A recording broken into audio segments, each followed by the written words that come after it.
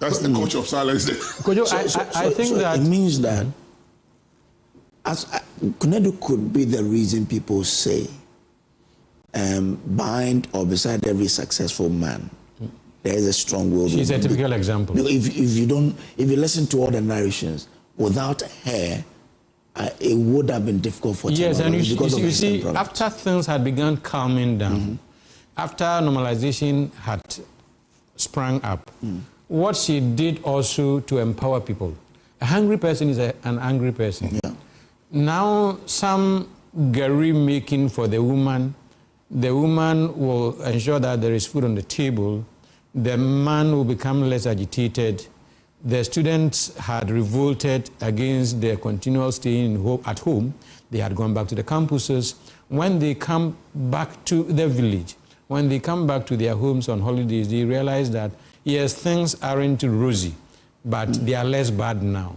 And Nana Konadu helped a lot in rural industrialization. In fact, the rural folk, the women were held by Nana Konadu. And indeed, that would yield benefits, dividends, through the elections that Agyeman-Rawlings won. Look, the NPP, even in 1992, when they performed that badly, well, we didn't contest. After which they will write the stolen verdict. Even that one. We were cheated. Well, I'm a journalist, I'm not a politician. Even that one, you would realize that really the NPP didn't have foothold in the rural areas. Solid for the NDC. And not so much Agyeman-Rawlings and his firebrand kind of politics, but also equally, if not more, for Konadu Agyeman-Rawlings' impact in the rural areas. In fact, she had started doing this, training them on skills training. Yes, like oil palm, batik tie and dye, batik tie and dye, oil palm processing. So the young women were. So if you go there to preach something against, nobody will listen to you. Okay. So, and you know, Nkrumah says that organization decides everything, and the Nana Konadu following was organized. Yeah. Almost a paramilitary, wearing with a beret. Red beret. Doing drills and so on and so forth before they retired to their activities. So they were organized, united, one voice, more or less. All these were to inure to the benefits not only of the PNDC, even outdating the PNDC into the NDC. So she impacted. She impacted Ghana's politics. She impacted Ghana's economy, albeit to some limited extent.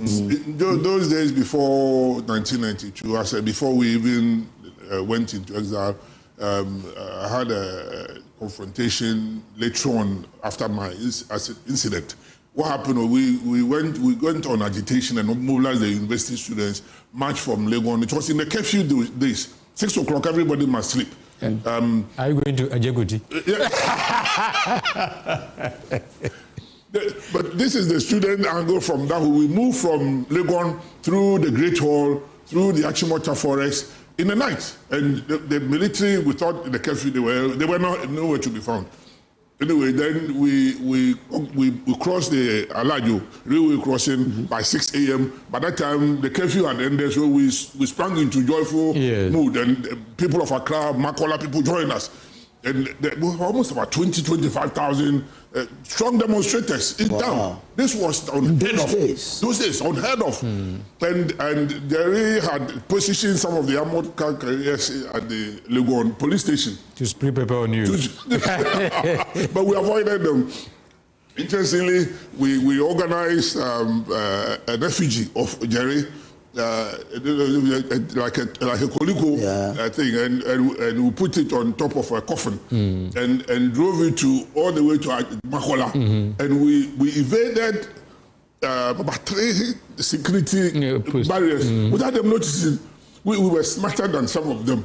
Anyway, and I don't know whether I should mention them, but Kakri Samoa, he was part of us. The two Samoas. Yes, Kakri and Penny. They were my brothers. We were all born in Konadu. They were twins ahead of me. So the people thought it was the same name because they are Asamoah. I'm Asamoah. But we were in Konadu together. Software Asamoah. Their father was a Methodist bishop in Konadu. Sure. So they were with you on this demonstration you're talking about? Yes. Even when you present, where you were carrying the effigy? I knew all about this. And then we carried the effigy, but I had avoided carrying the effigy myself because if they had caught me, I would have been dead. Because I was like the coordinator of the whole student thing. Yeah. And so we went to the Makola and we bent the coffin. And even before she died, every time she did, she said, "We are called a bonepa. We should look and this is how we. So, but it was funny. So is that what led to you fleeing Ghana after you? After that, yes. After the demonstration, we didn't go immediately. After the demonstration, we spread. And funny enough, the demonstration, because I knew the military guys on Gunabas because of the cocoa evacuation. They came to quell us at the Makola, but we ended up climbing on top of the Prince Goa and Aboka, jubilating. So they got angry with them, but then later on it was bad. Then there was an attempted coup in Sunday, June 1983, led by Ali Dijua, Kofi Jua. Somehow, that is not for, I'm writing a book, you hear all this in the books. So it succeeded momentarily. About 5 hours. Yes. Oh, wow. Ghana was the most joyful place. So they overthrew the PNDC government. Yes. From Sunday morning at 8 o'clock. Man, the GBC was the only radio station. And coup, effective definition of coup at the time was go to GBC and announce to the country. And they were able to break through and go and announce that they had. We have taken over the reins of government and Courage Kwasiga will come in later on. Ghana has interesting. Courage came later on and quelled it. Yes. But it was a bloody gunfire. He quelled it for Rawlings. Yes.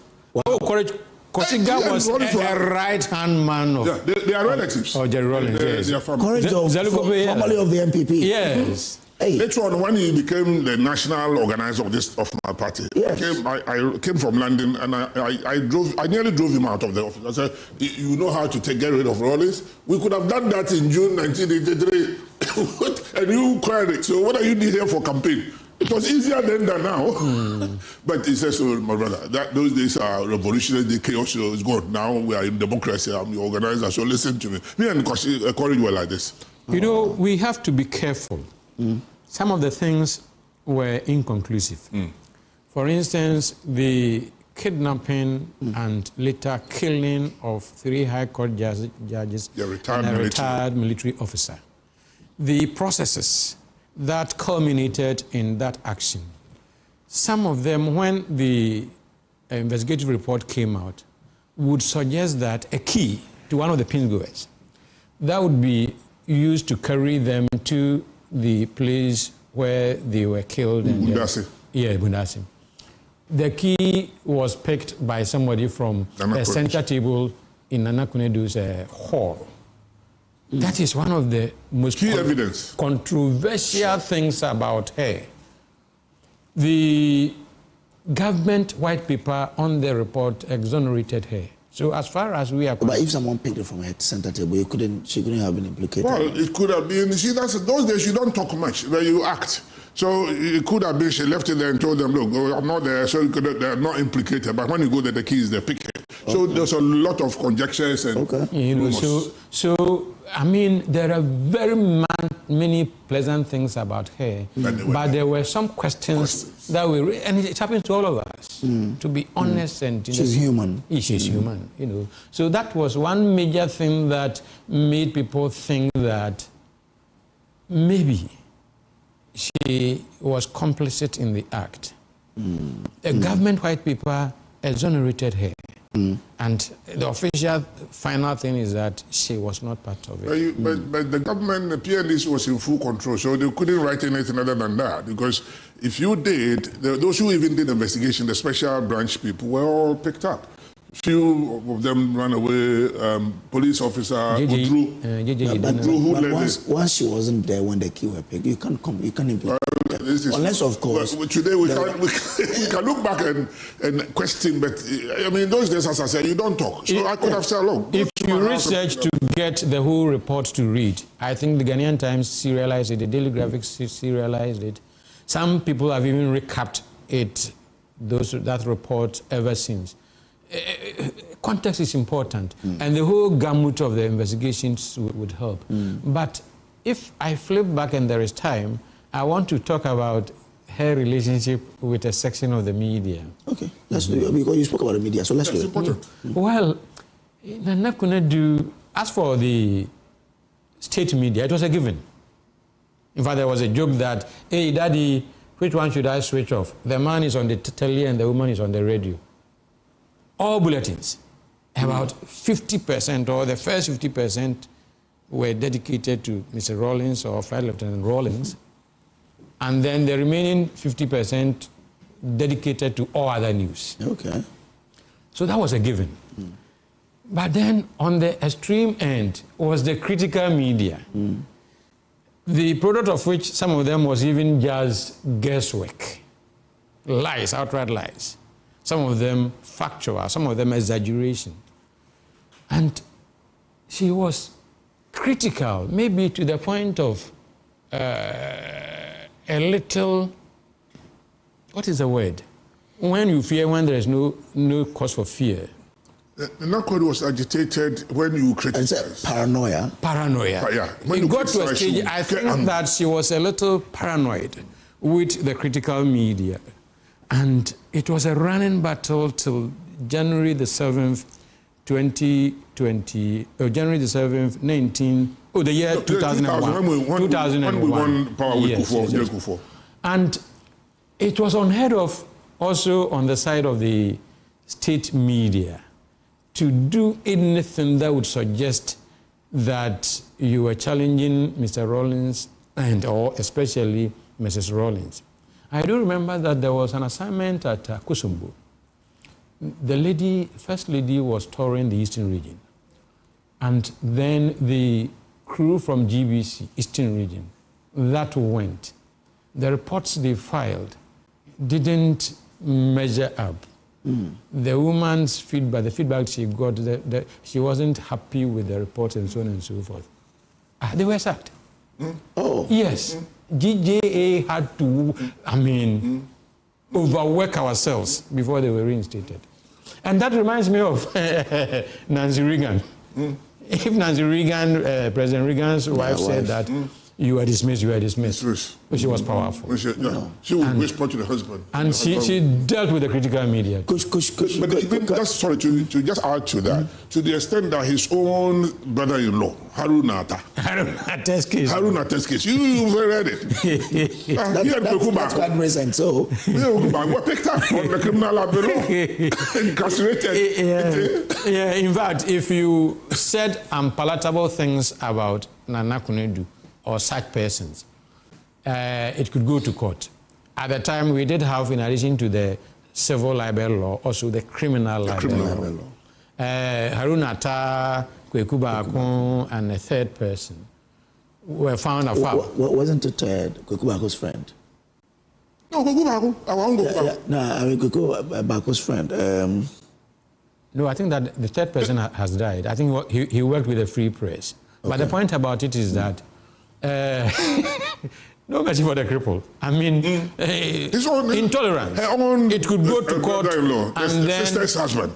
And the difficulty, and I'm being extra careful here.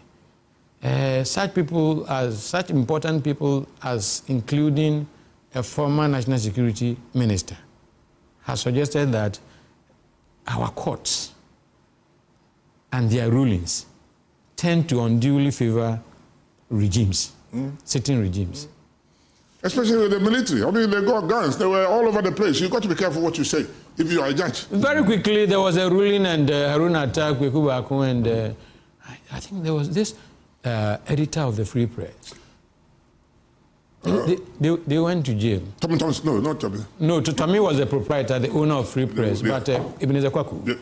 Ebenezer Kwaku. They were sent to jail. They were sent to jail. So we have moved on a lot. I'm so sure that even if eventually Nana Konadu had become president, she would have softened from their paramilitary background, the revolutionary era, socialist revolution, that later on became very capitalistic in nature. They graduated from the intolerance to democracy. In fact, the first regime of Mr. Rawlings was less tolerant, even under democratic rule. The second regime from 1997 to 2021 was... It was almost moving out, so it was easy. But it got to a stage, they were pals of America.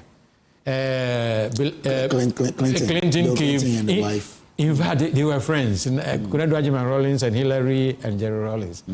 Just imagine a stadium derby, and you hear Clinton say, Ghana for Michiamu Mamunina. The response.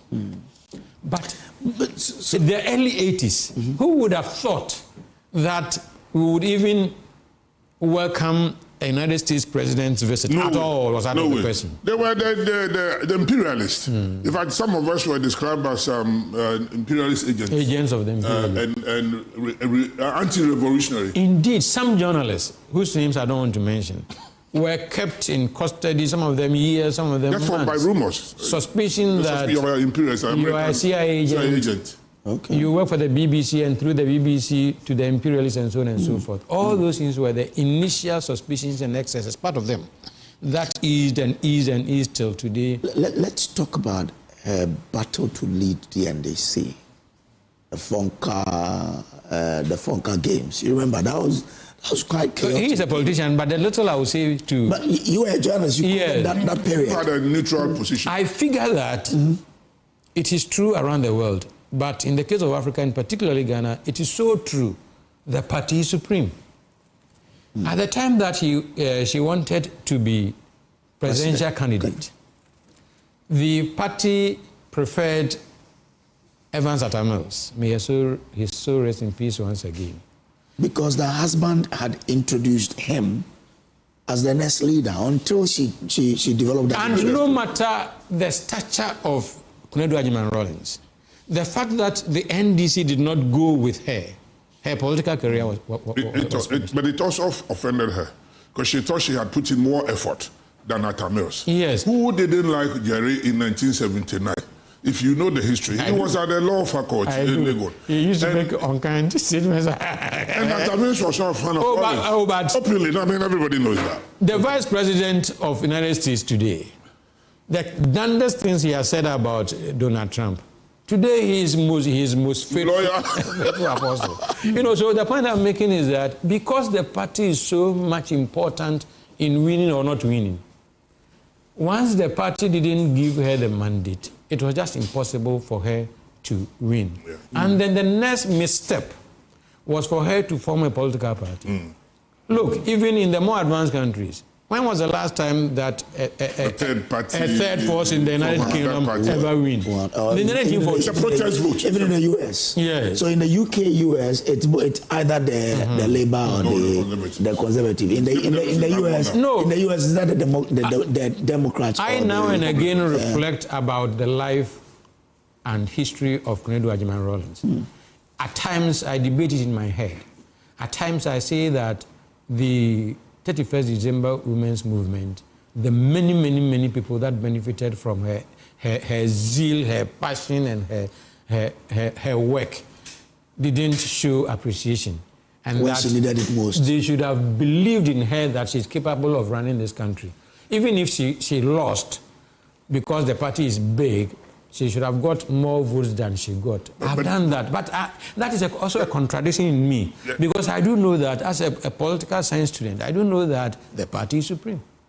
It is, but you see, at that point too, she had some handicaps. And the party also didn't like her too much. She was a little abrasive. Behind the scenes, she was abrasive. Oh, no. And so at some point, Gusi Tando was almost like the heir apparent. Yeah. Almost like the heir apparent. But he left. Yes. He left. That was his mistake. But because of the Swedu Declaration, he left after the Swedu Declaration. He got angry that, look, we formed the core of the intellectual group of the PNDC. They burned the midnight oil. And they gave all the intellectual arguments and all that. So when he was sidestepped for somebody who most of us knew wasn't a Rawlings person, Mills, and declared the automatic, then Gusi then fell upset and then left. But the Jerry himself had also been talking about handover to whom? hand over to whom? In the mid-80s. In the mid-80s. So it's like we all assume that this man is not going anywhere. And indeed, there was rumors that when he finished, Nana Konadu is the next in line. Continue. And when he finished, maybe his children, Kimati, a dynasty. dynasty. So Nana Konadu, within the group itself, yes, the party supreme were not happy with that dynasty. So in politics, the funny thing in politics is that, yeah, we are a group here, but within the group, it's not everything you, the leader, you say we agree.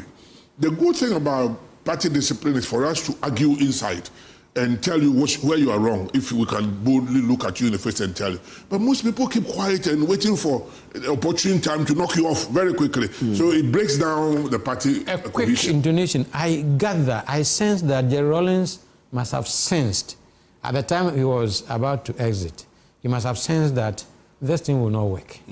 He may even have argued it with Nana, and Nana disagreed. It is the reason he opted for somebody like Evans Atamils. And around Africa, at the time, dynasties and overstaying were creating problems. Bukasa, name them. All of them were creating problems. But again, we are told that Nana Konadu Agyeman-Rawlings played a very vital role in Jerry agreeing that we should return to democracy, and even her role in setting up the National Democratic Congress to contest in that particular election. Yes, but that doesn't mean that the people will accept you. The party will accept you by and large, and the people will accept you by and large. We better retire and go home. In fact, Jerry used to say that, look, it got to a stage we were tired. We wanted to go to, so he wanted to pack with his family off. The wife thought that, no, there's something still in me that I would want to give, I'm capable of giving. And their history, their political history, and Bill Clinton and Hillary is similar. Hillary was going to take over from President. And she looked very able. Very able. She should have been able. I think that in the whole of Africa, I'm the only journalist that predicted that Donald Trump was going to win. Everybody thought that Hillary was going to win. Okay. Yes. Nana Konadu is a larger-than-thou figure, and as I said, no wonder the whole country has decided to have this burial service at the Independence Square. I haven't seen many state burials or funeral service at the Independence, mostly at the State House. That's a bigger stage. Yeah. And to go to the Independence Square, it's an honor for her as well. Yes, we've spoken about her frailties as a human being, and we've mentioned quite a few. There are a few things I will not mention here. Positives over tower. But the positives over tower there, especially with women empowerment. Because I have not seen any. Those of us who were brought up by women, my mom was a strong character. My mom, as for the slapping, you get plenty. A baker's son, you get the backhand. So, and when I went to England, I joined the Conservative because of Margaret Thatcher, a strong character. Yeah. So when you see a strong woman who's dedicated and know what they're doing, follow them. They somehow get you there. And they got the empathy to smoothing the rough sides and all that. So yes, they had positive overshadowed the negative, but there were nonetheless negatives, which every human being has it. But her one... Was she the proper prime minister during those days? The de facto. Exactly. I would say so. Well, arguably, it is only arguably. And for me, what to quickly add is that we should eulogize, prolong the good sides, for want of a better expression, the good sides of such persons as Nana Konadu Agyeman-Rawlings. Not her alone. Many have walked through the sands of this country and our history and have achieved and have set good examples. We just mourn them, and that is about the end. With the probable exception of Kofi Annan, that we are benefiting from, very illustrious sons and daughters of this country have passed, and we just forgotten about them. We forget about them. We don't write, we don't learn. They themselves, most of them fail to write their memoirs. And even when the memoirs are available, we care less about them. But people don't read these days. That's the problem. So me, I'm writing. You must cultivate the culture. The point I'm making. Whatever you write, will be a book in the shelves. So I tend to talk a bit more so that it's on record. I mean, people would listen. You must cultivate the culture right from the basic school level through associations and so on and so forth, so that we learn the good things of our leaders, not only at the political level, but indeed at the institutional level, at business level, at the religious level, if the head of the Islamic community passes on later in life. The good things that Sharif did, won't we forget it over 1 year? Maybe we will, but that is bad. That's the point I'm making. But people have said we should go beyond just naming streets after those people. Basically, that's the point I'm making. For example, someone says that Konadu, Nana Agyeman-Rawlings lived around the Ridge Hospital. Yes. So naming that street is not enough, but probably the Ridge Hospital after her is something that could carry her legacy. Is that where we should be looking, or we should be looking beyond? Even beyond institutions. And when you hold an annual lecture in her Anna, try to operationalize the points that are made at the lecture. You go into committees, you discuss, you make resolutions and so on and so forth. The media publish, and that is here. No.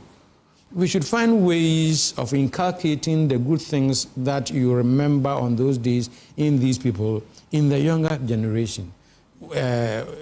In politicians, in her case, if the person was in the business community, how do we use the good things she did, to ensure that industry is better off, to ensure that commerce is better off? But also importantly, apart from naming edifices and all that, it's also the mentoring side of leaders, of the young generation. That's the key. The problem in Ghana, from where I'm sitting, is that most of the leaders don't mentor a lot. They pick 1 or 2 people and they become like godfather, and they become power kingpins. Rather, we should spread and mentor as many as we can. And for them, the future is there. They can have a hope in the future, because if we don't, they feel that they are isolated. One of the problems I can see in Ghana is a huge unemployment situation in the country. It's a danger for national security and for safety for all of us. If the young people are frustrated, they don't get anything, it's danger. So we need to make sure that whatever we've done, there is a benefit to the young generation. They can find their feet. It's not necessarily white-collar jobs, but most people want to do their own thing. So find a facility, let them get some resources, set them up, and maybe tax exemptions for 6 months. You don't pay anything to find your feet. Something, incubating centers that they can function there, pay no rent, and even people's rent. Right now, individuals paying huge 2-year rent advance. Those are the kind of things leaders we must think through that and leave as legacy and teach the young ones this is the future. But there's the law. The law doesn't mandate, or the law mandates landlords not to take more than 6 months. But nobody's implementing. But it's a piece of paper. It should go beyond a piece of paper. Is that the only law that is done in this country? Quite a few of them. Nobody follows it. Well, I'll come back to the studio and I'll let you, dwell on the sort of lessons young women in politics today should take from Nana Konadu Agyeman-Rawlings, especially her political decisions. But let's go to Ghanaians now and listen to what they are saying. And our beautiful Mfa Akosua-Adeti is standing on the smile. Mfa, how are you? I'm very well, thank you. It's nice that they're taking us to some trips. 1980. I'm wondering, oh goodness. Where were you? Nowhere. Absolutely not at all. But, we've been asking the question that how can we immortalize her? Some Ghanaians have started immortalizing her in their memories. They've been sharing their fondest memories. And we've put all of that together, both on X, Facebook, and we put Facebook, Twitter, and Instagram as well. So I'm just going to be sharing that with you. So young St. Patrick said in 2012, when she introduced Be Bold during the NDC's presidential primaries, because we asked the question, what would you remember Nana Konadu Agyeman-Rawlings for? Do you have that video?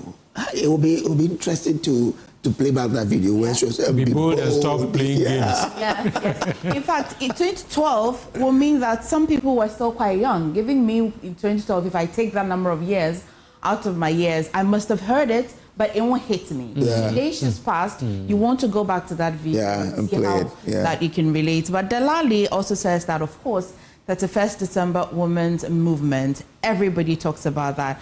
Of course, when you talk about her, you remember women empowerment, which is being the topical issue. Now, rest well. Sunyani Mayor has also been wishing a safe journey back to the earth. Ifwa Ofori Auntie says that by the fireside comes the mind. I believe her organization sponsored it.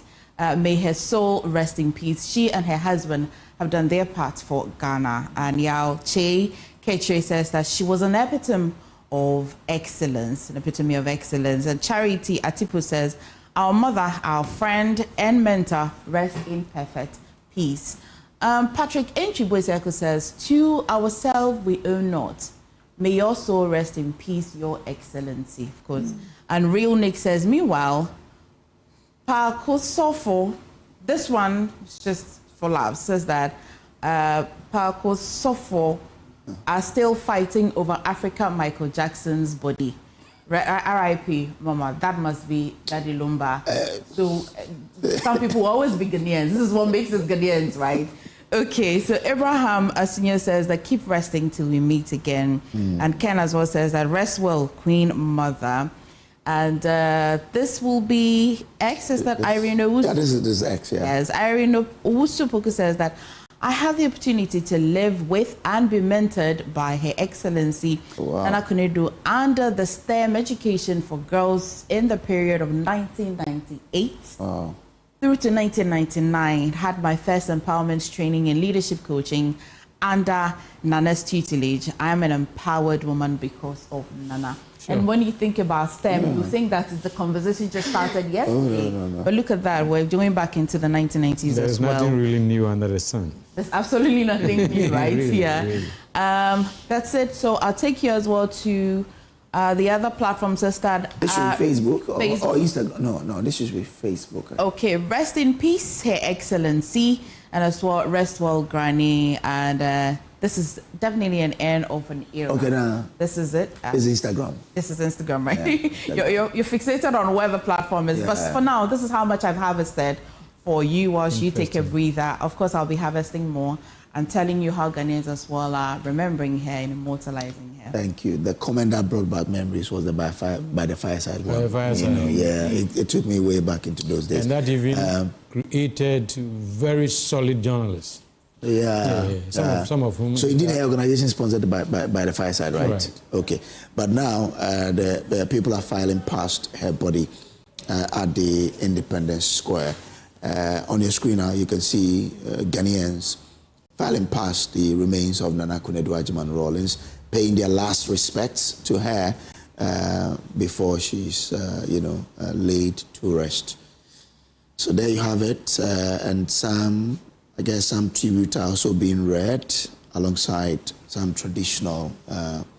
So I can see Dr. Mahamudu Bawumia, the former vice president and also 2024 flag bearer of the NPP. Let's go to the Blackside Square now and listening to what's happening there. Truly in the presence of an angel. Her unyielding love, her boundless energy, her force of life were gifts to everyone who knew her.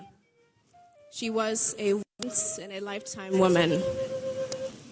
She strode through the world with purpose, whilst in 6-inch heels, propelled by a greater calling. Giving to my grandmother came as naturally as breathing. She showed us day after day what the definition of selflessness really is. She shaped my understanding of what it means to be a woman.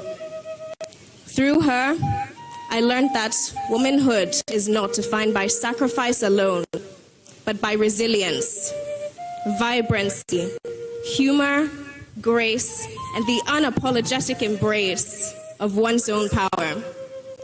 She was fierce when the world demanded strength, and gentle when the world needed softness. She is, and she will always be my hero, and I made sure to tell her. When a woman turns everything she touches into gold, She leaves behind treasures that time can never tarnish. Eternal memories, stories, and impact that will outlive us all. The greatest way we can honor her today is by living as fully, as boldly, and as joyfully as she did. She knew how to live. Now it is our turn to follow her lead. Thank you.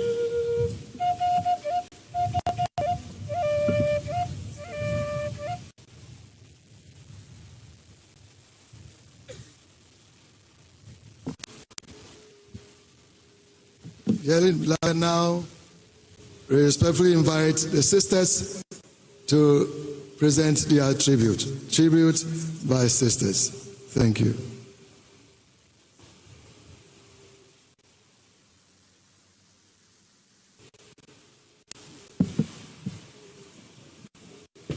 On behalf of the sisters of Nana Konadu Agyeman-Rawlings, where do I begin to tell the story of how great love can be? The sweet love story that is older than the sea. The simple truth of the love she brings to me. Where do I start? How and when do we begin to tell the story of our great and dear sister Nana Konadu? She was our trailblazer from the time we met her in our lives. She was not the older sister, but by divine arrangement, while our older sister was at the time in boarding school, Nana Konadu slipped into that role and wore the mantle of a leader.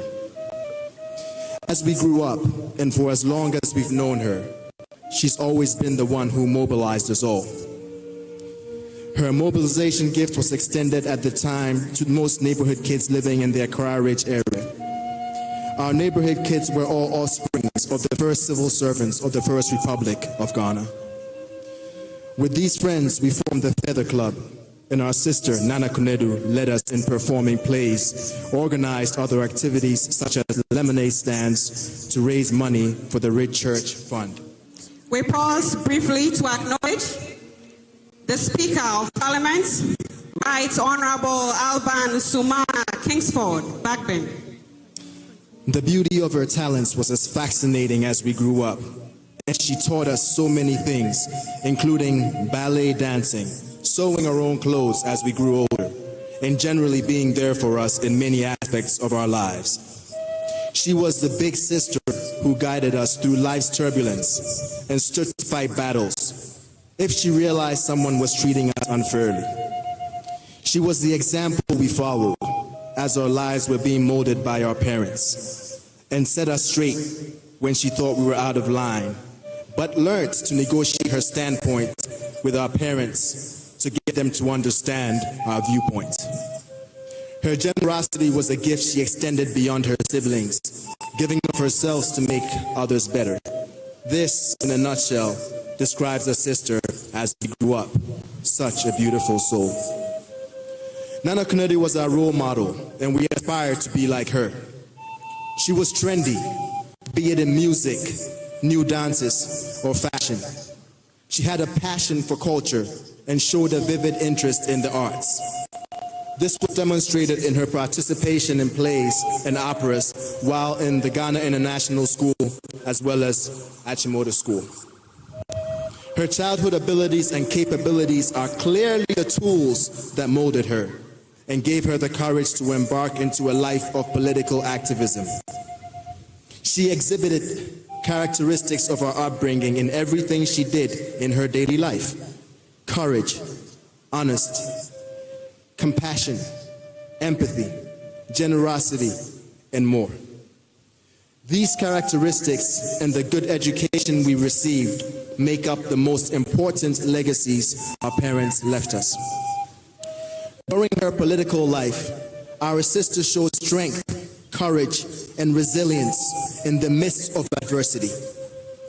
It is amazing where she got her energy from. In all those difficult years, she still managed to be a mother and raise 4 children. She proved over and over again that yes, a woman can indeed do it all. This encouraged a lot of women in this country because they saw their strength in her. Yes. So where do we begin to tell her story? She told her story throughout her deliberations in life and made us proud all along in everything she did.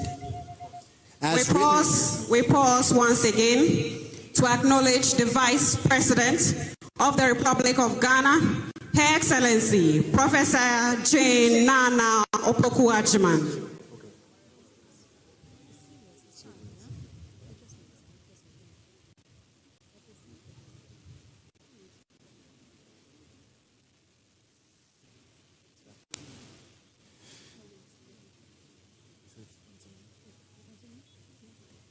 Moving on. As written in 2 Corinthians 4:16, therefore we do not lose heart. Even though our outward man is perishing, yet the inward man is being renewed day by day. Verse 18, while we do not look at things that are seen, but at things which are not seen. For the things that are seen are temporary, but the things which are not seen are eternal. Chapter 5, verse 1. For we know that if our earthly house, this tent, is destroyed, we have a building from God, a house not made with hands, eternal in the heavens. So we believe and know that our dear sister is now in a building from God, a house not made with hands. For we walk by faith and not by sight.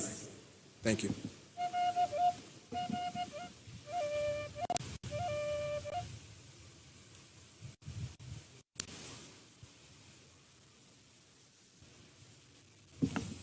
Shall I invite the Symphony Orchestra to give us an anthem?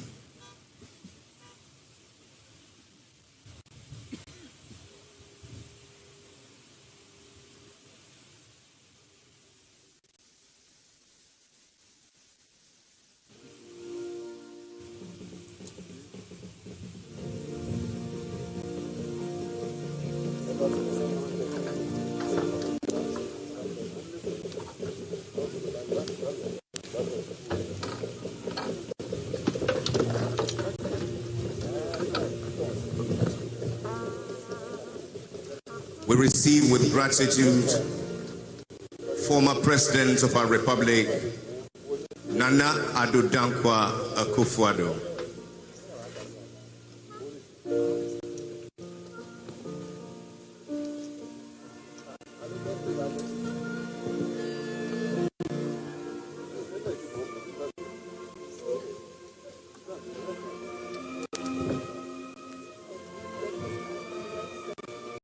Together with former First Lady, his wife, Her Excellency, Mrs. Rebecca Akufo-Addo.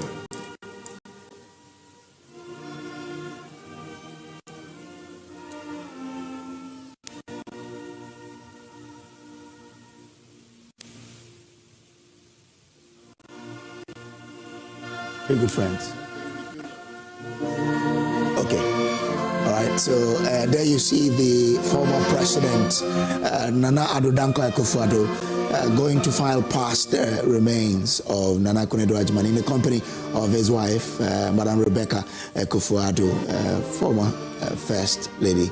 Okay, so let me come to the studio and pick our concluding remarks from our guest, and then we can hand back to our people at the Independence Square or the Blaster Square. So that's the former president, Nana Addo Dankwa Akufo-Addo, bowing there. Well, let me take your concluding remarks. Well, the good news is that the frosty relationship between the NDC and the NPP, between the ultimate leaders, first Agyeman-Rawlings and the likes of Eduboahim, and then Agyeman-Rawlings and Kufuor, up till now, the frosty relationship has taught so much that today they can genuinely gel, they can genuinely commiserate with each other. That is good.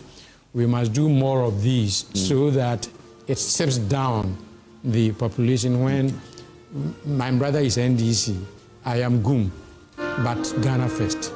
That is important. The last thing that I want to add quickly is that we should not just commiserate with families around these times. We should not just cry and say pleasant things about them. We should learn from the pleasant things to help ourselves, to help our families, and to help our generation, indeed, generations unborn. We should be wary of the pitfalls, the mistakes they committed, and try as much as possible to avert the mistakes. After all, we are human, and we have our own mistakes. There is no point in committing your mistake and committing mistakes of others. You can always learn from others and improve your performance. All right, thank you very much. Point, just to add to what AC is just saying, it's not just happening overnight. It's been a long process of healing and talking to ourselves. And I was telling him, Ghana, we're all related in a way. We're a family. So, yes, politically we are here and there, but we sort of understand that, look, Ghana first. That's my understanding of it. And I remember when Jerry lost, NDC lost 2000, heading towards 2001 in Kufuor's ushering in.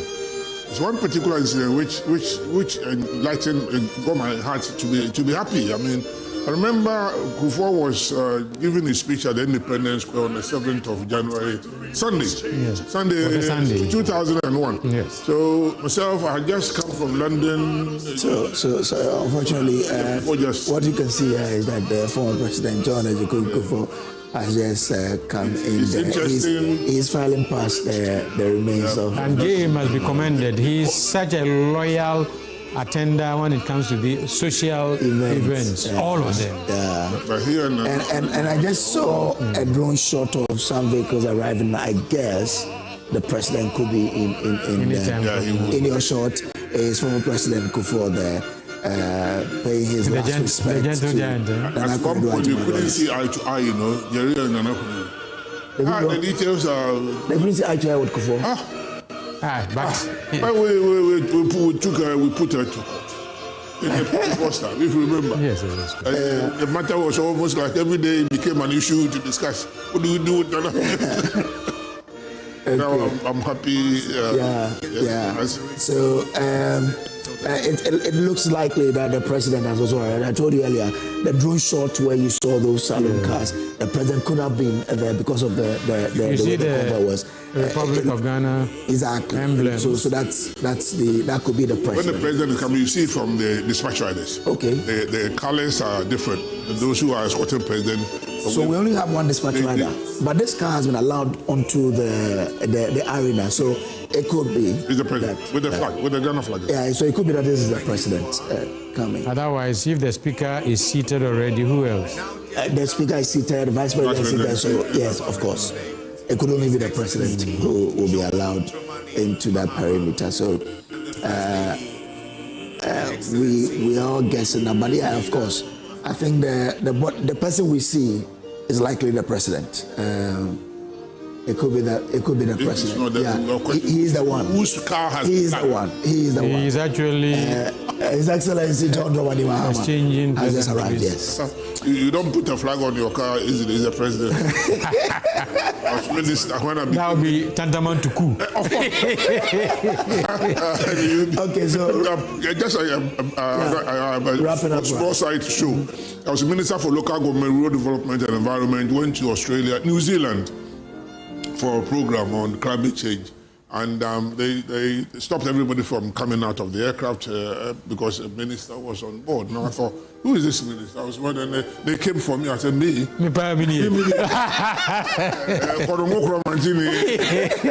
Anyway, they escorted me and took me quite place and underground to a very posh area. And then when they finished taking my luggage and everything, they took me to my vehicle with a flag on it. And I called my High Commissioner. I said, come here.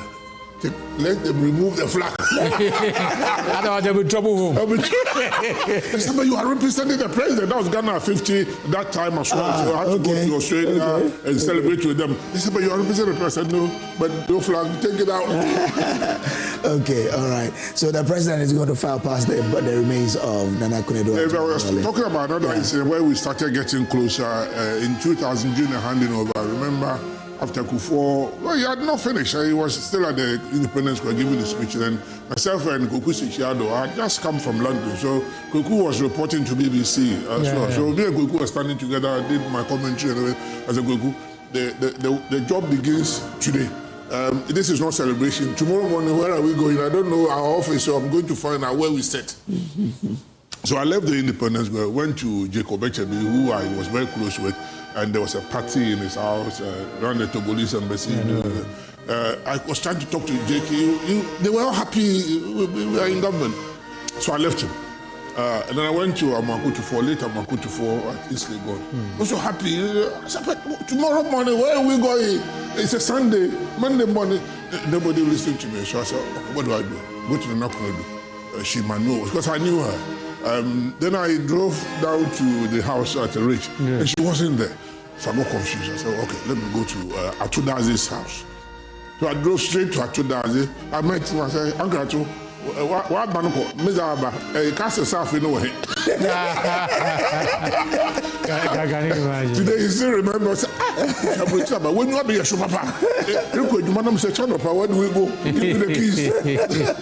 And funny, we had a good life, and today it broken the barriers, and so they understood that time is gone. This is coming, and this is the beauty of the democracy in Ghana. I'm telling you, anybody say, oh, we're going to fight, there will be no fight.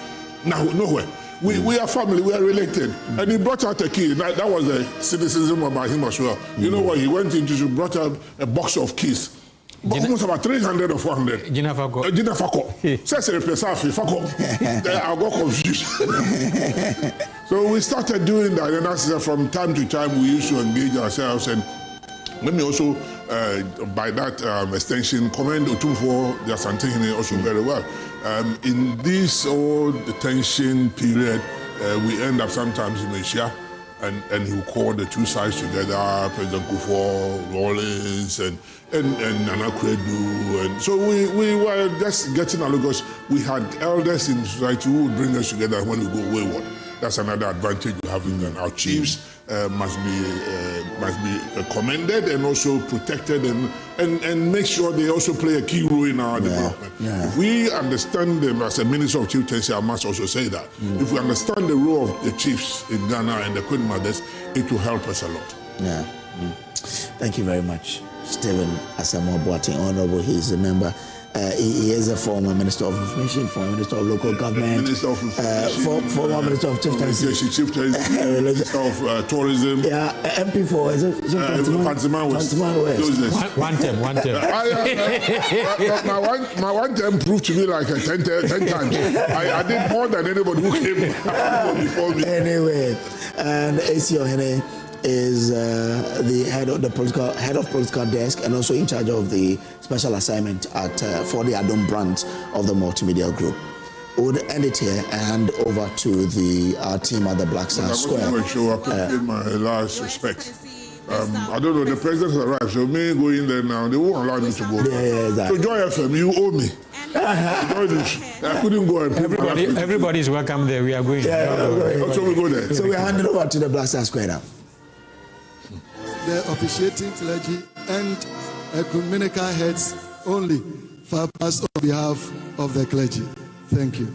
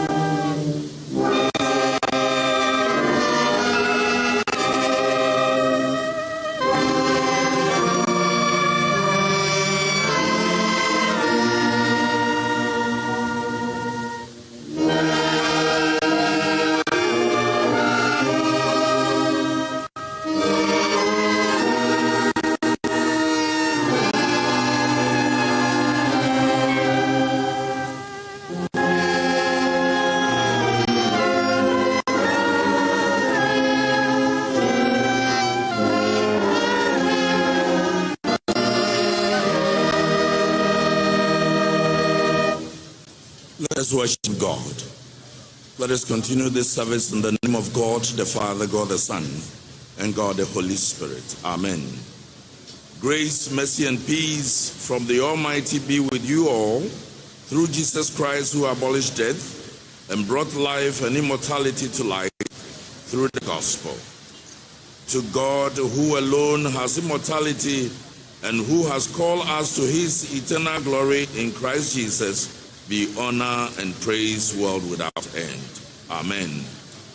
My thoughts are not your thoughts, neither are your ways my ways, says the Lord. For as the heavens are higher than the earth, so are my ways higher than your ways, and my thoughts higher than your thoughts. I heard a voice from heaven saying, write this: blessed are the dead who die in the Lord henceforth. Blessed indeed, for their works follow them. Amen.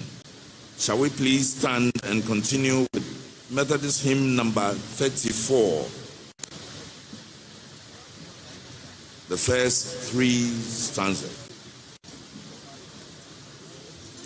428. Image B 428, the first three stanzas.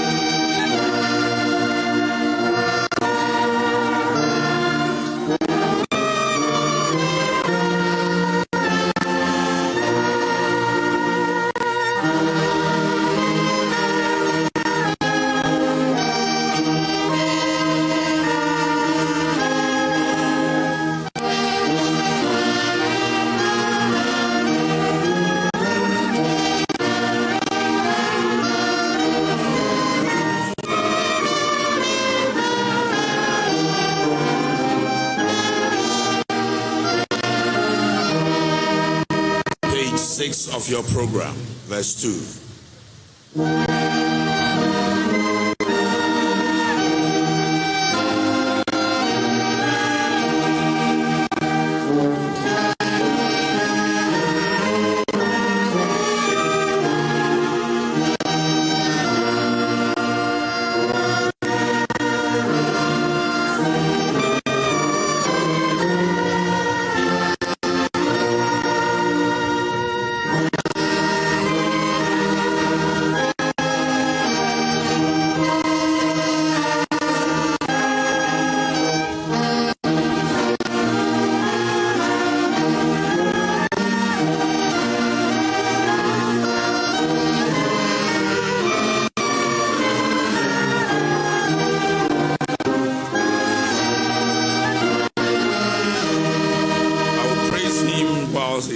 Me breath, verse 3 for the last.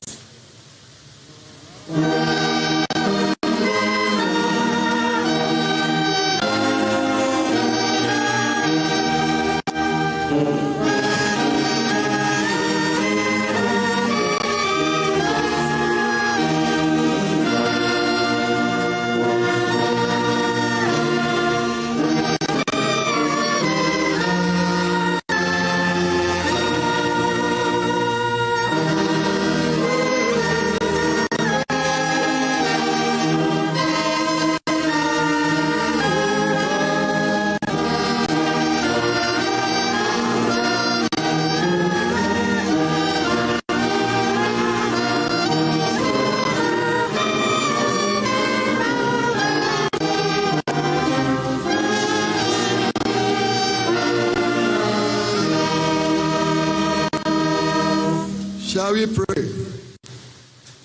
O sovereign Lord, our Father in heaven, before whom generations rise and pass away, we thank you for all your servants who, having lived this life in faith, now live eternally with you. Especially we thank you for Her Excellency Nana Konadu Agyeman-Rawlings for the gift of her life of thoughtfulness, patience, and wisdom. We give thanks for all the treasured moments and events which she shared with her family and friends, making this world richer and brighter for her presence. Give us faith, O Lord our God, to see beyond touch and sight some aspect of what life is with you. And where our vision fails, may we trust your love, which never fails. Lead us, O Lord, in this service, and may it bring glory to your name and comfort and blessings to all of us. May your face continue to shine upon us, and may your uncommon grace and favor be with us through Jesus Christ our Lord. Amen. Amen. Shall we please be seated? Dearly beloved, the Mass Choir and the National Symphony Orchestra will treat it to a rendition of Like an Eagle. But whilst they do their song ministration, I will respectfully invite the family rep who will take the biography and those who will be taking the various tributes to come towards us at these days and be seated in anticipation for their turn. For the tributes, as stated in the brochure, we will have tribute by the children, 31st December Women's Movement, National Democratic Congress, National Democratic Party, Old Achimotans Association of 1966-67 Combined Year Group. And last but not the least, we will take the tribute by the government and people of Ghana, presented by His Excellency, the President. So the Mass Choir and National Symphony Orchestra do a song ministration.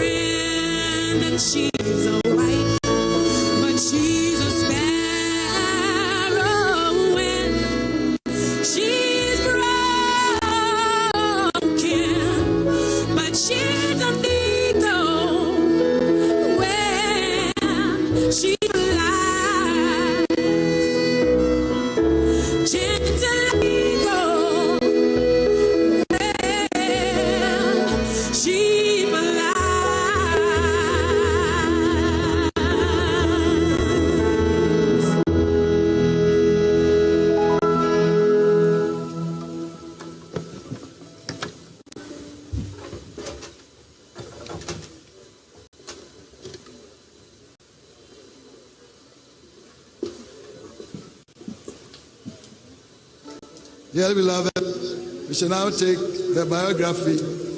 The family rep will take it in front of the days where the family is seated. Biography by family. For us in Africa, the girl child is a special concern.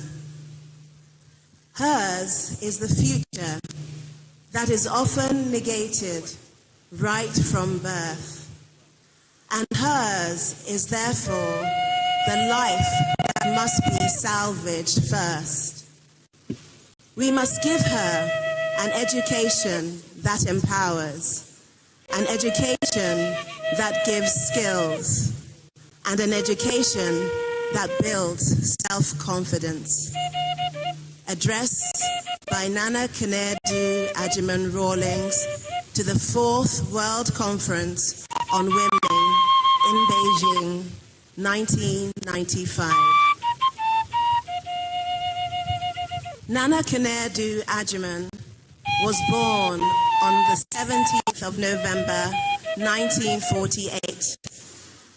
She was the third of 7 children of John Osei Tutu Agyeman and his wife Felicia Agyeman, née Sapong of Mpobi, Ashanti. Nana Konadu's father was the son of Ohiniba Owusu Seche Agyeman, whose father was Otumfuo Mensah Bonsu, the 11th Asantehene. Nana Konadu's father, therefore, named her after her paternal grandmother, Nana Konadu Yadum III, the 11th Asantehene. Nana Konadu's mother, Mrs. Felicia Agyeman, was an educationist who dedicated herself to raising her 7 children and to the organization of both her marital home and the busy social life brought about by her husband's position as very senior manager of the United Africa Company, the UAC, in the Gold Coast. Nana Konadu's early life was shaped by Ashanti culture and traditions of strict protocol, good manners, social graces, self-reliance, and the self-control required of a woman to establish a home and raise children of her own in dignity. Kwame Nkrumah officially assumed office as Prime Minister in 1952, and with Nana Konadu's father, his extensive business and managerial experience within the UAC, he was headhunted by the Nkrumah administration to run the government's business sector in Accra. The Agyeman family therefore settled into the Ridge community, and with education a major priority in the Agyeman family household, all Agyeman children of school-going age continued their education.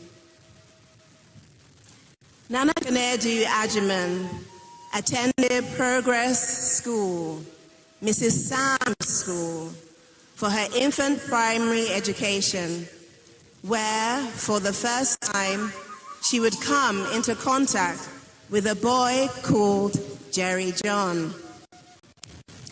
After 2 years in Mrs. Sam's School, she continued to Ghana International School and then to Achimota School in September 1961 at the age of 12. She found, to her annoyance, that Jerry John, the boy from Mrs. Sam's Progress School, was in her class and noticeably bright. Achimota School had separate provisions for Catholic and Protestant worship. Nana Konadu attended Protestant worship because she had been raised Protestant. Jerry John, on the other hand, was Catholic.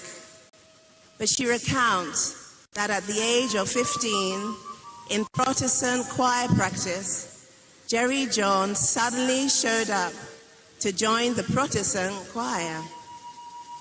It was much later that she would find out that Jerry John had no interest in being part of the choir. He had joined the choir to be close to her. Halfway through the year of 1966, Nana Konadu Agyeman and Jerry John completed their GCE O-levels at Achimota. While Nana went on to do her A-levels, Jerry John decided to pursue his lifelong dream of becoming an Air Force pilot. In 1967, Jerry John enlisted as a flight cadet in the Ghana Air Force and later won the Speedy Bird Trophy. Nana Konadu Agyeman went on to the University of Science and Technology after her A-levels. And it was at the University of Science and Technology that Nana Konadu, the student political activist, was born. Up until this point in her life, Nana Konadu had never really been interested in the activism of any kind. However, she soon found herself deeply engaged in student-led movements to address the growing culture of corruption in the country. In 1969, she stood for elections and became a member of the Students' Representative Council, the SRC. Nana Konadu went on to serve on the National Union of Ghana Students. Nana Konadu graduated with honors in graphic design and applied arts in 1972 from the University of Science and Technology and began her career at the Ghana Tourist Board. Subsequently accepted a position with the Union Trading Company, one of the largest trading companies in Ghana at the time, rising to group manager a few years later. In 1975, she earned a diploma in interior decoration at the London College of Arts.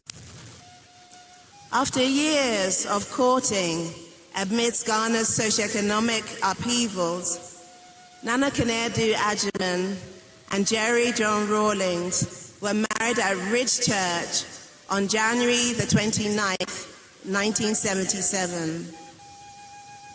Both in their late 20s, Nana Konadu was a group manager still at UTC, while Jerry John was a young pilot officer with the Ghana Air Force. As Nana Konadu traveled outside of Accra on assignment for the UTC, she came face to face with the true horrors of poverty as it gravely affected our nation's women and children. In small towns, she worked in the gated communities of the beautiful UTC compounds, where she managed the interior design of all corporate housing units reserved for executives, mostly Europeans and their families. Each housing unit was fully equipped with luxury amenities in well-furnished, British-inspired architecture and bungalows. Though she worked within the compound, she was deeply affected by the local people who lived outside the compound walls. Their plight was impossible to ignore, and it was difficult to fathom what future lay ahead for them and their children. She could not ignore these women she saw in rural Ghana. They left an indelible mark on her mind heart, and soul. With the second coming of JJ on 31st December 1981, that ushered in the 31st December Revolution, Nana Konadu was catapulted into the position of First Lady of Ghana. She made it her life's mission to ensure that women would be empowered so that they too can contribute equally to nation building and be part of the decision-making of Ghana at every level of our society. So, in 1983, Nana Konadu Agyeman-Rawlings and several like-minded women established the 31st December Women's Movement and the objective of empowering women socially, politically, economically, and culturally to play their rightful role in our national life. As First Lady in 1982, at the time of scarcity, and at the young age of 34, Nana Konadu was also building a family. Her first child was born in June 1978 at the height of Ghana's socioeconomic decline and was named Zenato, let the darkness end, in the Ewe language, symbolizing the state of Ghana at the time. The children who followed Zenato were born in the 1980s, where Nana Konadu juggled effectively her role as mother and wife and her role as activist First Lady. Taking frequent work travels to the rural areas meant that Nana Konadu was not a woman who intended to live a life of luxury as a First Lady. There was work to be done. It is therefore not surprising that one of her key phrases was, "Pregnancy is not an illness," as she got on with her work in the rural areas during her pregnancies. Imbuing her children with her own upbringing, she balanced a strict, disciplined disposition with laughter and love. Very conscious of the political reasons that brought about the 4th of June 1979 uprising and the 31st December Revolution, Nana Konadu and her husband were very intentional in keeping her children grounded. Airs, arrogance, and a sense of entitlement were not tolerated in the Rawlings household. Having come from a home that practiced strong family values, she imparted those qualities to her children, raising them in an environment that espoused patriotism, honesty, duty, forthrightness, and courage. Growing the 31st December Women's Movement was not without its obstacles. However, encouraged by the enthusiasm of women around the country who were open to transforming their lives, Nana Konadu persevered with her mission. The organization, over the years, grew to nearly 2 million members across Ghana, embracing women irrespective of social standing, profession, religion, marital status, or ethnicity.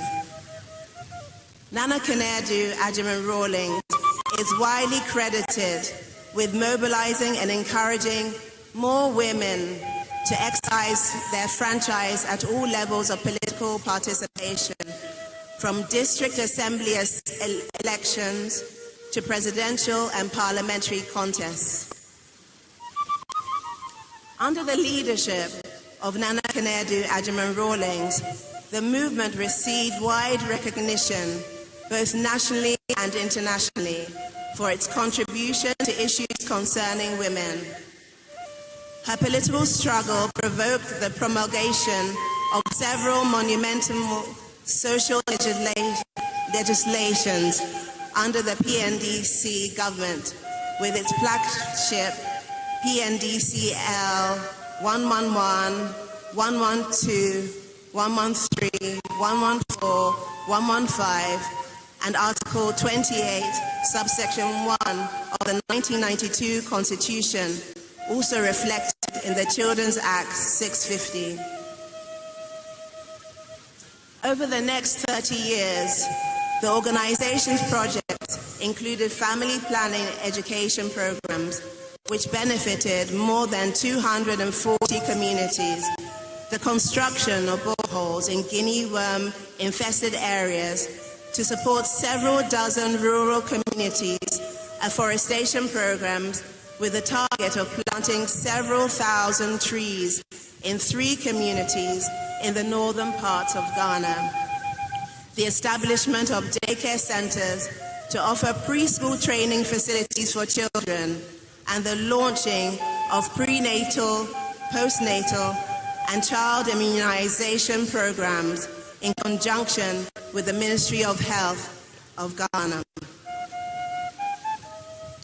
From large cities to the smallest villages, Nana Konadu Agyeman-Rawlings embraced the duty to serve the least privileged and to stand beside those who felt left behind and marginalized.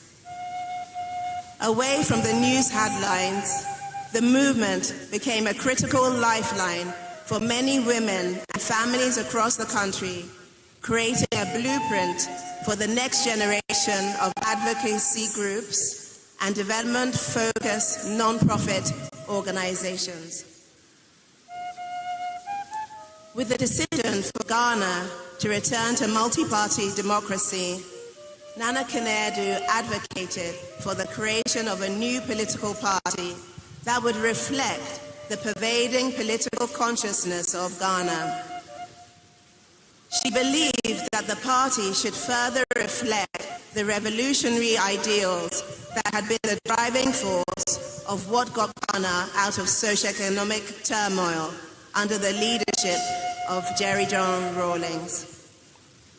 This was to be a party born from the ideals of probity, accountability, and transparency, and open to Ghanaians from all walks of life who upheld these convictions.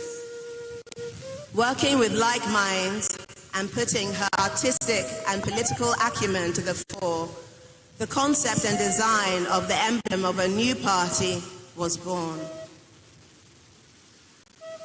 Nana Konadu hit the ground running and mobilized the grassroots to vote for the NDC and for its candidate, Agyeman-Rawlings, who went on to win the 1992 and 1996 general elections and was sworn in as Ghana's first president of the Fourth Republic, with Nana Konadu Agyeman-Rawlings, his wife, as First Lady. Nana Konadu Agyeman-Rawlings did not slow down as First Lady of the Republic of Ghana. She worked even harder. With the establishment of the First Lady's office, a distinction between her First Lady's responsibilities and her work as President of the 31st December Women's Movement was created, even though they sometimes overlapped.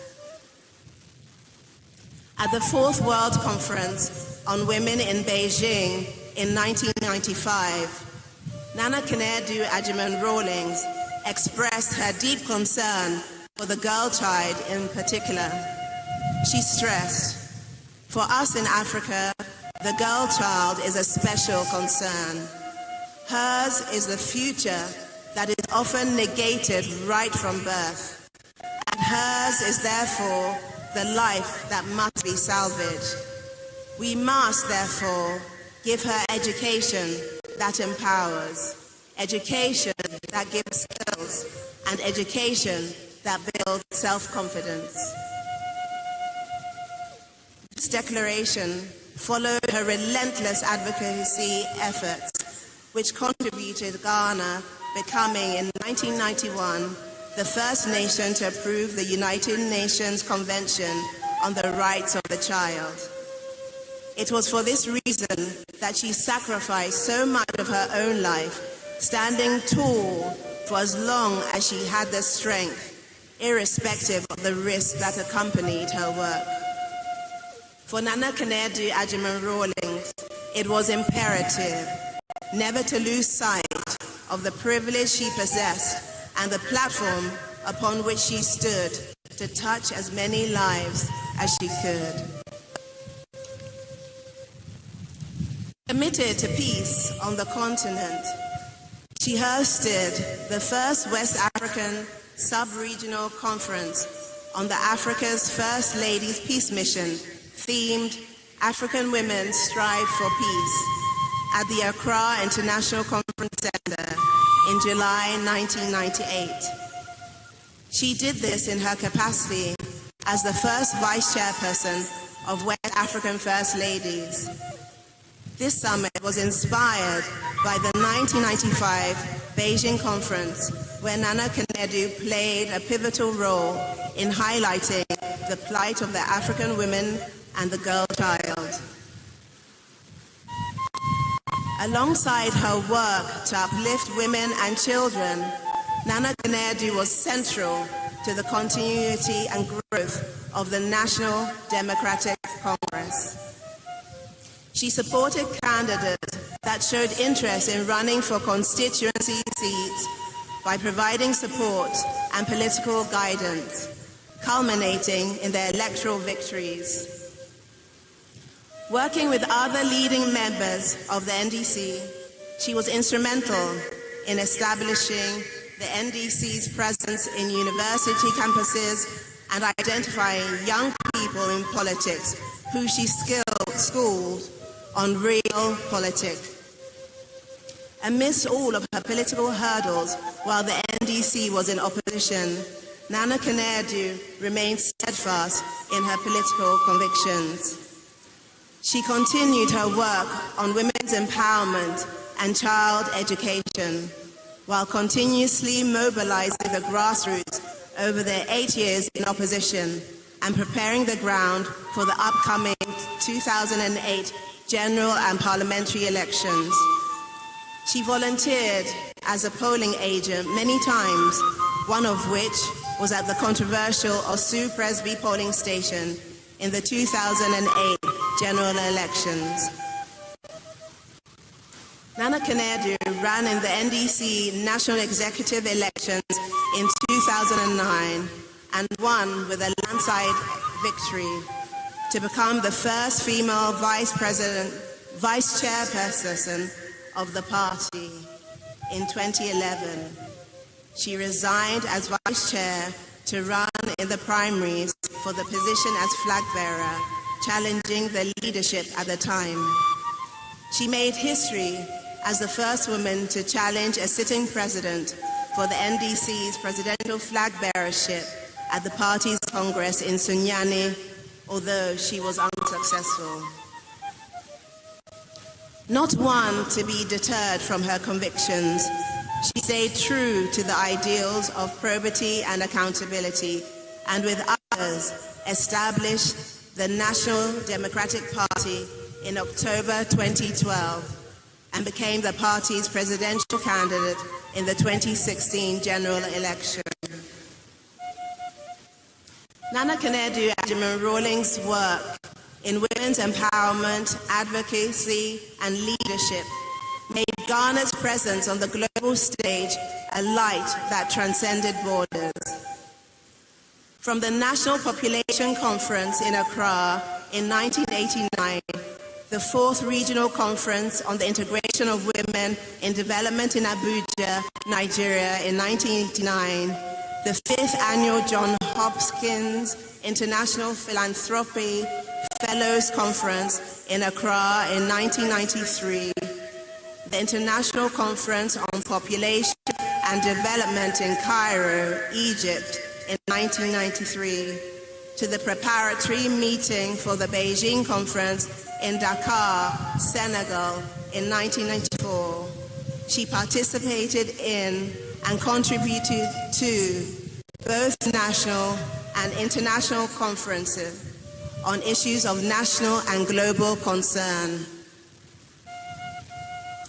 Similarly, she had the opportunity to lend her voice to impactful and forward-looking resolutions that emerged from conferences such as the International Atomic Energy Agency Patrons Meeting in Vienna, Austria in 1994, the United Nations Fourth Conference on Women in Beijing in 1995, First West African Sub-Regional Conference on the African First Ladies Peace Mission in 1998, the International Conference on Population and Development in The Hague, Netherlands in 1998, and the extraordinary session of the Crans-Montana Forum on Africa in Brussels in 2010.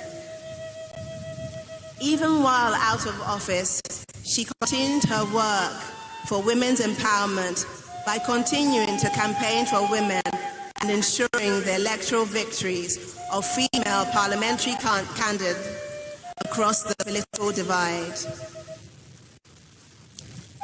Konadu. For Nana Konadu Agyeman-Rawlings, she stepped onto the global stage as a woman who dedicated her life to being the voice of the voiceless, a global voice for equality, and a leader who empowered generations. Her life was about finding an inner resolve to fight through every challenge till the end, just as in her name, Konadu. Among her significant publications are the Japanese cooperation with the 31st December Women's Movement, the development of Ghana's women's attire from 1700 to 1900, and effective design work and interior design. She is also the author of It Takes a Woman, published in 2018, and For Hope and Glory, For Hope and Country, 2025. Nana Konadu Agyeman-Rawlings summed her life's work artfully. I could not stop reaching. There were many days when I hoped the clouds would disappear so that I could see a picture of what the next chapter of my life would become. Nothing in these moments had been as I had planned. Somehow, I hoped my childhood had prepared me for the life ahead. I hoped every one of my father's embraces and reassuring words would come back to comfort and counsel me. My family's heritage had carried a weight of its own, and I knew I was fortunate to have rested on the shoulders of these courageous men and magnificent women to now make my little contribution. I had to embrace it as God's purpose for my life and determine to never falter in that commitment. That was not the life I chose, it chose me. Deye Oba Penyi Nana Konadu Agyeman-Rawlings. Oba Beyebi Na Wameye Ninyina. We shall remember you for your good works.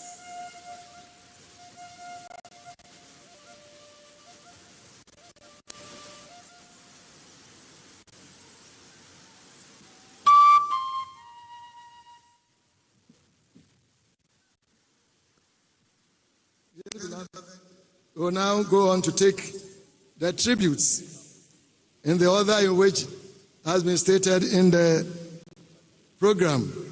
But before the tribute starts, the Atente band will play.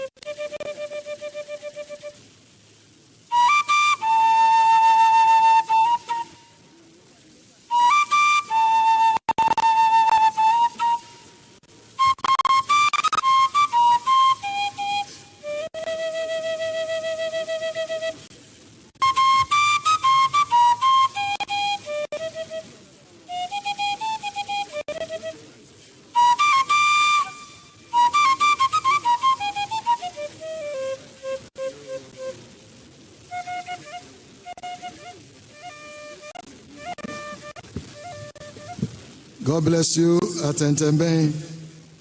We shall now take tribute by the children. Tribute by the children. Thank you.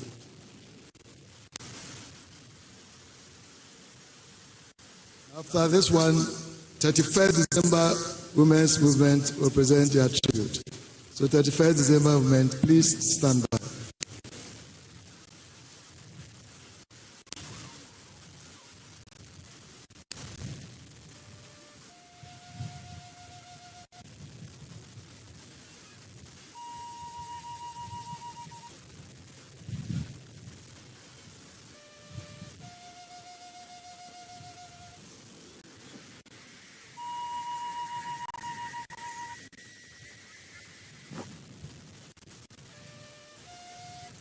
Tribute by the children, led by Agyeman-Rawlings. Mom, you lived with a conviction that shaped both our family and the country.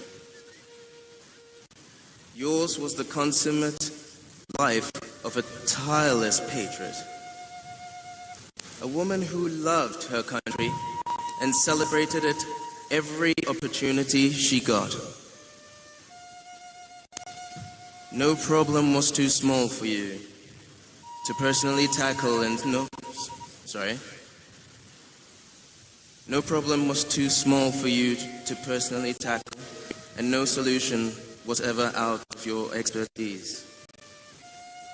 You refused the idea that a woman existed only to be dependent on their husbands.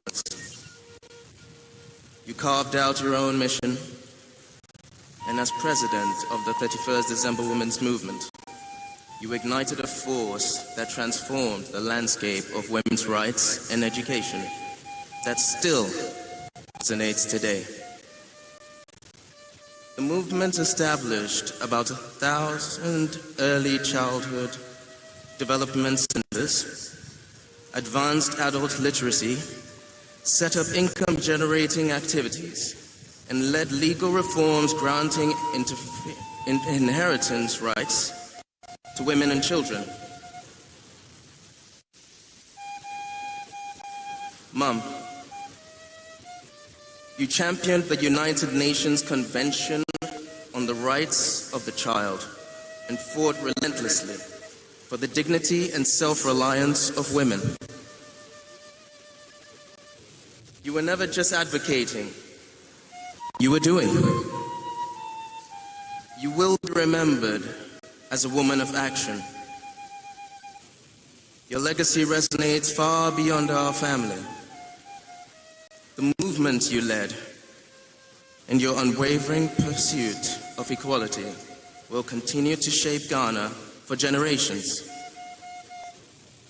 As we grow older, we came to understand your uncompromising, kind, and relentless nature more deeply. You lived your values without reservation, believing that actions were either right or wrong, and never settled for the uncommitted gray space in between.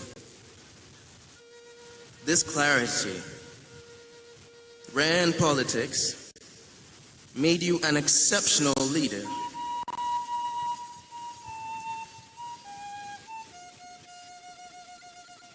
You taught by example that doing nothing was never acceptable. Your conviction and insistence on action gave courage to the countless women and inspired a nation's democratic process. You lived a life of remarkable courage and resilience, Mom.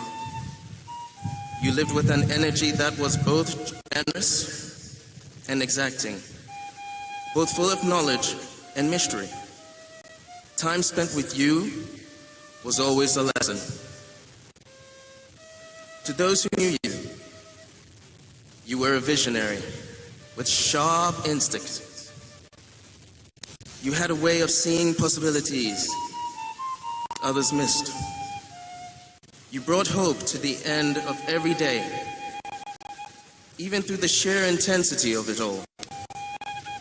Our Father trusted you completely because you had an unfailing ability to perceive purpose and possibility.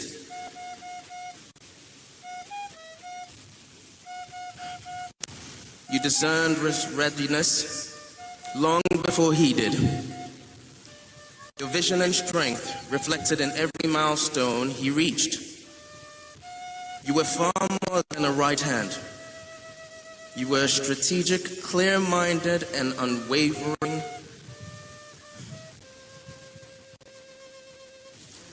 You were strategic, clear-minded, and unwavering.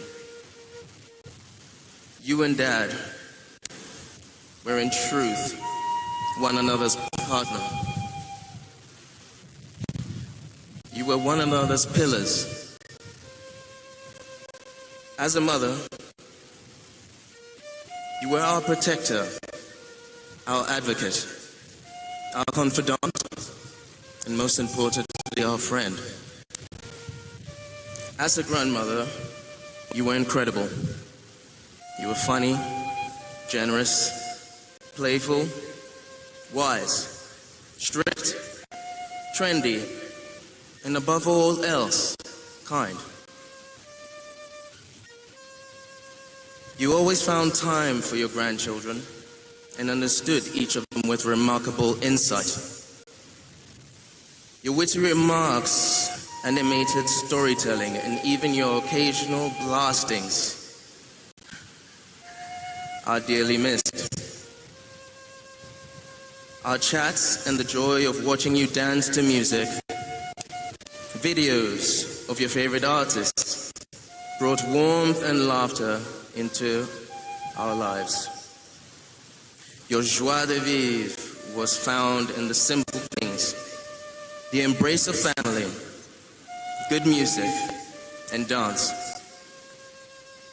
Mom, Queen of our hearts, your legacy lives on through the lessons you taught us, the love you shared, and the example you set.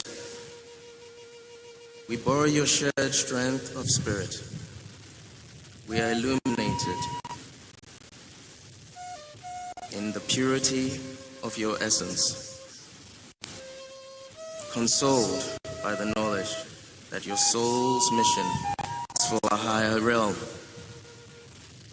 For us, your four children, we will avowedly seek to sink our feet into the footsteps of your gallant ways, and with divine grace, emulate your dignified dance through life. We love and miss you, Mom. We love and miss you, Dad, so much. Thank you.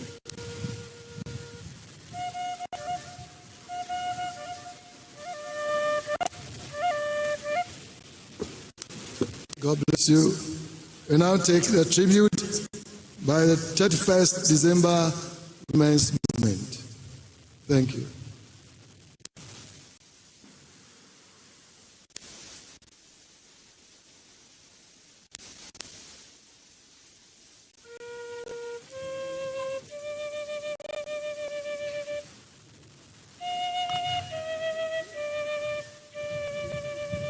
Nana Konadu stood as a symbol of African womanhood.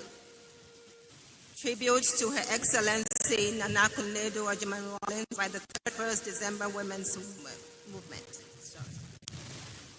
With hearts weighed with sorrow yet uplifted with gratitude, we, the women of 31st December Women's Movement, gather to honor the memory of our founder, our leader, our mother, Her Excellency Nana Konadu Agyeman-Rawlings. Her sudden demise is not only a loss to our organization, but also a profound loss to our nation, Ghana, to Africa, and to all who believe in the power, dignity, and potential of women and children. Her passing brings up deep sorrow, yet we are comforted by the promise of Scripture. The memory of the righteous is blessed. Proverbs 10:7. Indeed, the memory of Her Excellency Nana Konadu Agyeman-Rawlings is a blessing to all of us. Her Excellency Nana Konadu Agyeman-Rawlings' vision was bold. At a time when many women in Ghana were confined by limited opportunities and social constraints, she dared to perceive a nation where women could rise, lead, and transform their communities. She believed that women were not just supporters of development, but believed that the women were not just supporters of development, but drivers of development. With that conviction, she built a movement that reshaped the social and psychological landscape of our country. Her Excellency's work did not end at grassroots empowerment. She was a fierce and fearless advocate of systemic change. She understood that true empowerment required legal and policy reforms that protected the vulnerable and upheld justice.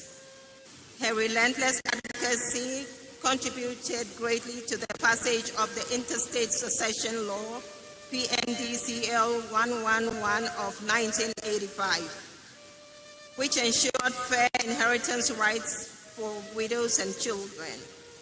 Through her tireless efforts in 1991, Ghana became the first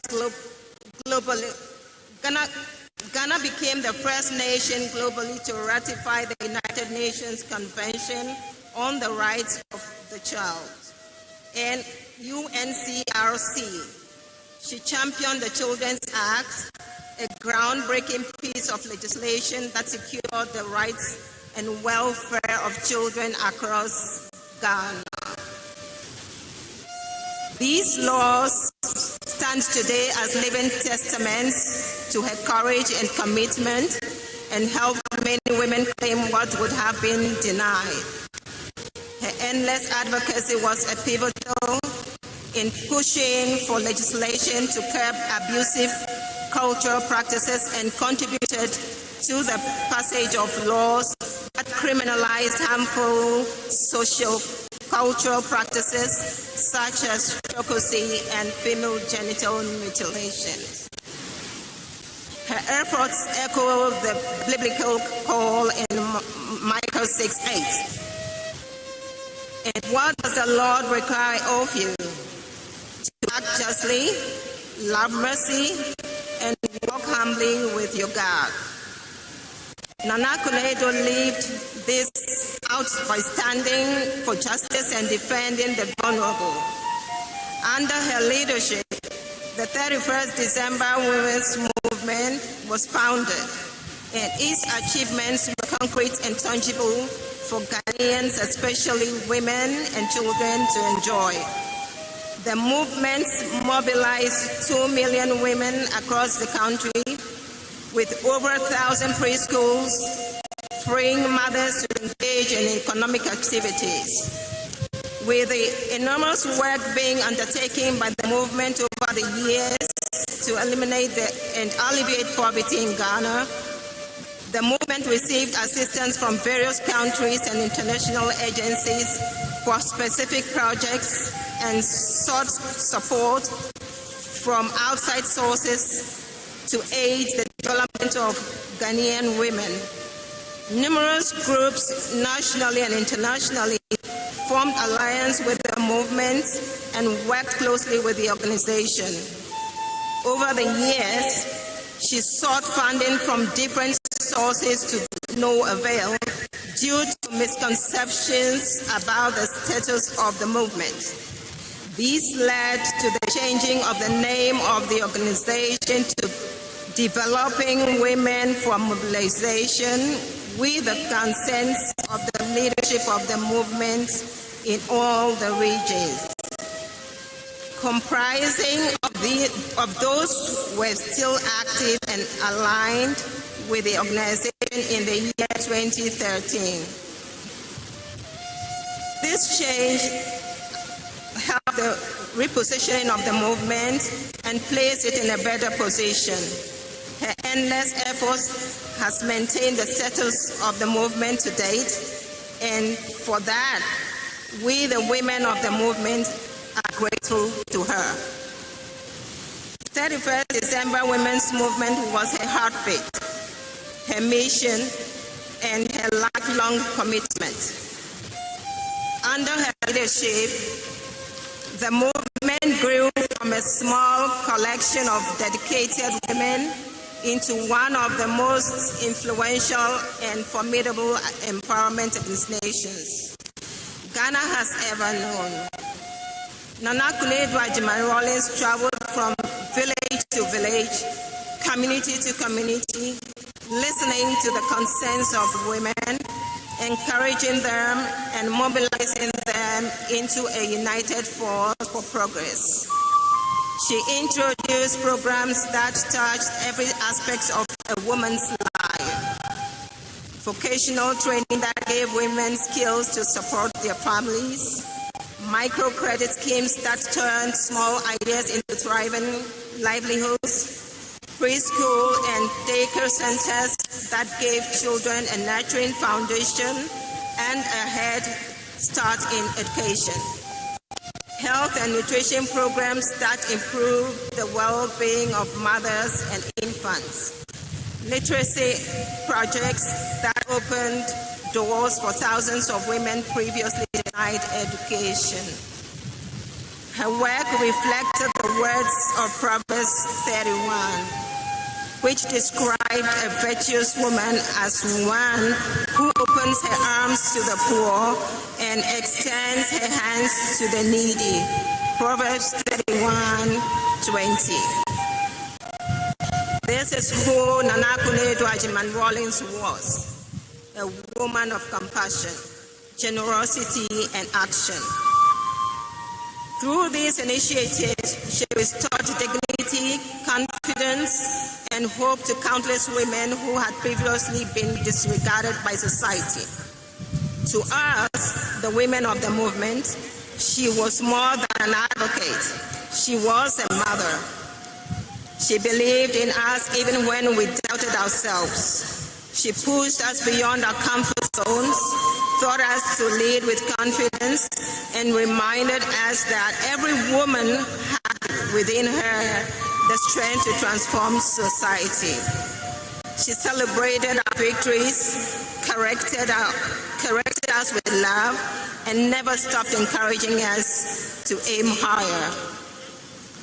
Even in moments of challenge, she displayed the resilience described in Isaiah 40:31. But those who hope in the Lord will renew their strength.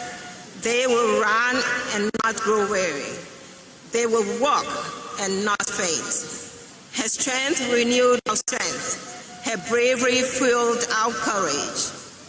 Even in moments of difficulty, when others chose to leave, when some members of the executives in the movement drifted away, she remained steadfast. She never allowed difficulties to dim her purpose. Instead, she chose resilience.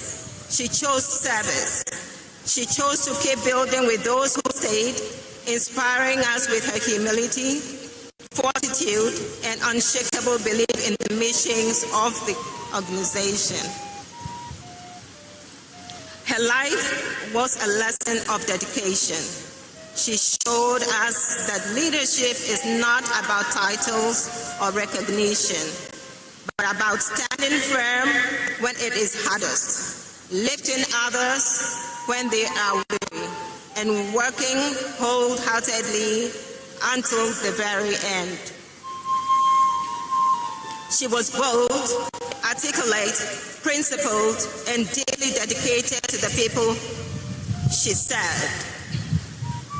She taught us to be fearless, to stand for justice, and to serve with integrity. Her voice carried carry the wisdom of experience, the strength of conviction, and the hope of a brighter Ghana with many more women contributing effectively at the decision-making levels. Even beyond Ghana's borders, Her Excellency Nana Konadu Agyeman-Rawlings stood as a symbol of African womanhood and leadership. She represented our nation in international forums, championing gender equality and children's rights. She brought global attention to the struggles of triumph of African women, securing partnerships and opportunities for strengthened to work of the movement. That strengthened to work of the movement. Sorry. As we reflect her life, we see a legacy that is vast, enduring, and immeasurable.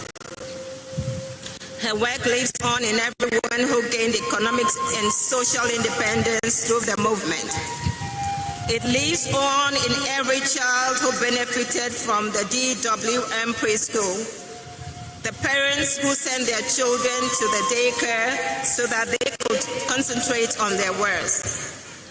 It lives on in every community uplifted by her programs. It lives on in the laws she helped shape, the leaders she mentored, and the generations of women she inspired to believe in themselves. The opportunities she gave many women of developing their careers. All these did not come without challenges, but the strength of her resolve took her through, holding our hands to keep moving. Today, though our hearts are heavy, we choose to celebrate her. God bless this nation with this woman of extraordinary purpose. We celebrate a visionary who paved pathways where none existed. We celebrate a mother who nurtured the dreams of countless women of different ages and backgrounds. We celebrate a leader whose dedication reshaped Ghana's social fabric, and we celebrate a life that continues to echo through every accomplishment of the 31st December Women's Movement. As we bid farewell, we take comfort in the words of 2 Timothy 4:7.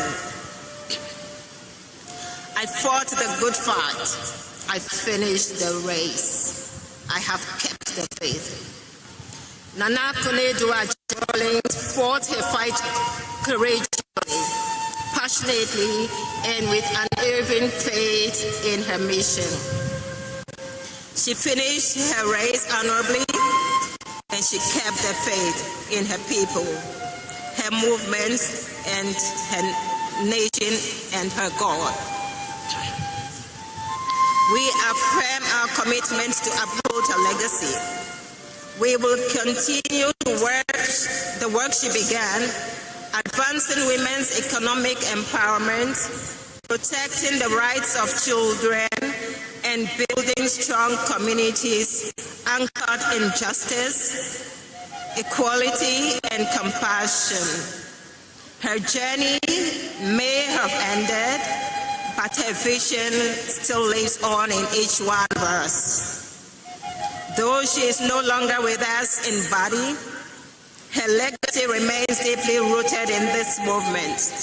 Her vision will continue to guide us, her spirit will continue to strengthen us, and her work will continue in every woman and child whose lives she touched.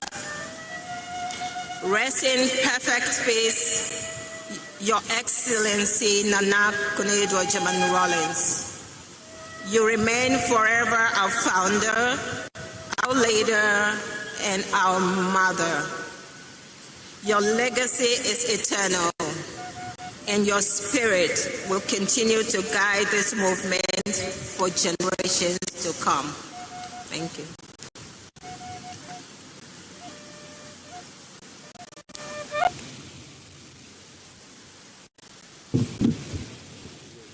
Dear beloved, we continue with the tribute trusting that the rest of the tributes, the presenters, will help us out, and so we are able to get the nut of it. We will take now the tribute by the National Democratic Congress. National Democratic Congress. Thank you.